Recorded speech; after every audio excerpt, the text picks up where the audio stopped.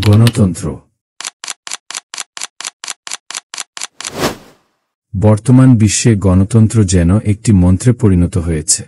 সবাই বলছে ডেমোক্রেসি চাই, জনগণের সরকার চাই, অথচ কয়জন ভেবে দেখে এই শাসন ব্যবস্থার ভিতরে আদতে কি রয়েছে?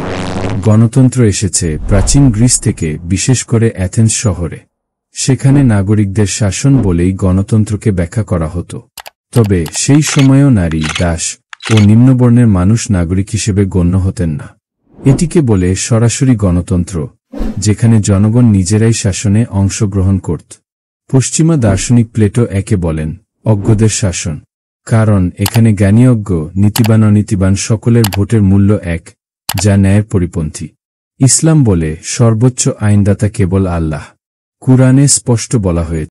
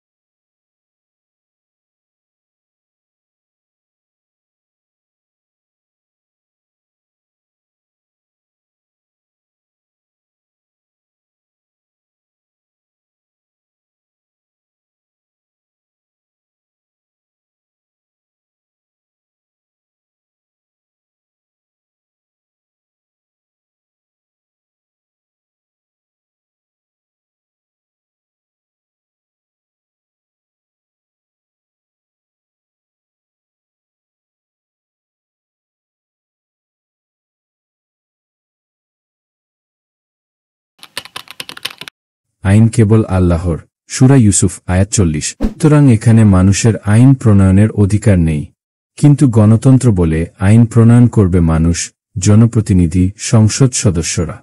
তাদের সংখ্যাগরিষ্ঠতার ভিত্তিতে যা নির্ধারিত হবে সেটাই হবে বৈধ। এখানে ইসলামের সঙ্গে গণতন্ত্রের মূল পার্থক্য ফুটে ওঠে। 1924 সালে তুরস্কের জাতীয় সংসদ এক ডিক্রির মাধ্যমে ওসমানীয় খেলাফত বাতিল করে। খেলাফত ব্যবস্থা প্রায় 1300 বছর ধরে মুসলিম উম্মাহর নেতৃত্ব দিয়ে আসছিল। সেই সাথে পশ্চিমা জাতীয়তাবাদ ও গণতান্ত্রিক শাসন ব্যবস্থা চাপিয়ে দেয়া হয়, যার ফলে মুসলমানদের কেন্দ্রীয় নেতৃত্ব ধ্বংস হয়ে যায়। এই গণতন্ত্র আজ শুধু একটি শাসন ব্যবস্থা নয়, বরং একটি পশ্চিমা মতবাদ, যার মাধ্যমে তারা ইসলামী সমাজে সাংস্কৃতিক, রাজনৈতিক ও অর্থনৈতিক আধিপত্য প্রতিষ্ঠা করেছে। পশ্চিমের এই গণতন্ত্র এমন এক ব্যবস্থা যেখানে নারী রাষ্ট্রপ্রধান হতে পারে, একজন কাফের মুসলিমদের বিচারক হতে পারে, সমকামিতাকে স্বীকৃতি দেয়া হয়, ধর্মকে রাষ্ট্র থেকে পৃথক করে ফেলা হয়। কিন্তু ইসলাম স্পষ্টভাবে জানিয়ে দেয়, পুরুষ নারীর উপর দায়িত্বশীল। সূরা নিসা আয়াত 34। এবং কাফেররা মুসলমানদের উপর কর্তৃত্ব করতে পারবে না। সূরা নিসা আয়াত 141। আল্লাহ বলেন, ইন্নাদ-দীনা ইনদাল্লাহিল ইসলাম, আল্লাহর নিকট গ্রহণযোগ্য একমাত্র দিন হল ইসলাম। সূরা আলে ইমরান আয়াত 19।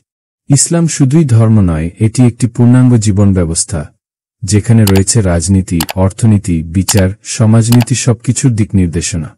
গণতন্ত্রের মূল ভিত্তি হল সামাজিক চুক্তি বা সংবিধান। ইসলামের মূল ভিত্তি হল ওহী, আল্লাহর নাজিলকৃত আইন। ইসলামের শাসক হবেন খেলাফতের প্রতিনিধি, যিনি আল্লাহর বিধান বাস্তবায়ন করবেন। তার লক্ষ্য হবে আদল, যার অর্থ ন্যায় বিচার, আমানত, দায়িত্ব পালন এবং খিলাফত প্রতিষ্ঠা। কিন্তু গণতন্ত্রের লক্ষ্য হয় জনগণের খুশি, সংখ্যাগরিষ্ঠের ইচ্ছা। আমাদের দেশের বাস্তবতাও এই দ্বৈতনীতির প্রমাণ বহন করে। এখানে গণতান্ত্রিক সরকার জিনা, সুদ, জুজা, লিভ টুগেদার, ভাস্কর্য, অশ্লীলতা সবকিছুর বৈধতা দিয়েছে, যা কুরআন সুন্নাহর সরাসরি পরিপন্থী। যখন মানুষ আল্লাহর পরিবর্তে নিজেদের ইচ্ছাকে আইন বানায়, তখন তারা প্রকৃত অর্থে শিরকের মধ্যে পড়ে। ইসলাম বলে আইন প্রণয়নকারী হিসেবে মানুষকে ভোট দেওয়া একটি শিরকি কাজ। তাই হে মুসলিম ভাই ও বোনেরা, গণতন্ত্রের এই প্রতারক ব্যবস্থাকে প্রত্যাখ্যান করুন। আল্লাহর দ্বীনের প্রতি ফিরে আসুন। আসুন আমরা সকলেই আল্লাহর বিধানভিত্তিক শাসন ব্যবস্থা, অর্থাৎ খিলাফা রাশিদা আলা মিনহাজিন নবুয়াহ প্রতিষ্ঠার লক্ষ্যে কাজ করি। আল্লাহ আমাদের সবাইকে এই ফিতনা থেকে রক্ষা করুন। আমিন।